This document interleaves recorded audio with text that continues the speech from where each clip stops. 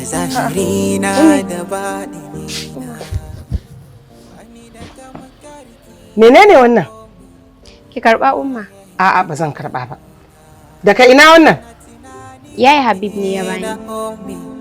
Farin ciki jin daɗina da Allah. Amma Ummi, me yasa kika karɓi wannan kuɗi maƙuɗe haka? Umma, babu yanda ban yi da shi akan ba zan karɓi kuɗin nan ba, amma sai da ya tilasta min na karɓi kuɗin nan. Irin wannan kuɗin sun yi yawa wallahi. Ina fa jin tsoron irin wannan kyautar. Wallahi ni ma Umma ina tsoronta, saboda ina tsoron ranar da zai ce in biya shi ko kuma ma yayi mun gori. To dama Ummi, idan bai samu abin da yake so ba ai ya zama dole.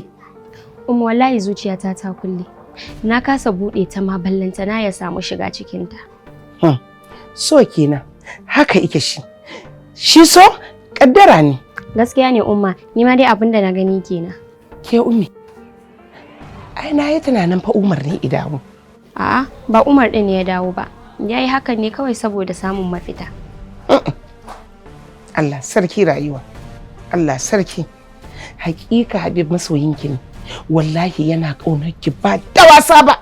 Na sani Umma, kamar yadda ni ma nake jin son Umar, a jini na Umma nake jin motsinsa. To, Allah ya sa mu dace. Allah ya haɗa kowa da rabansa na alkhairi.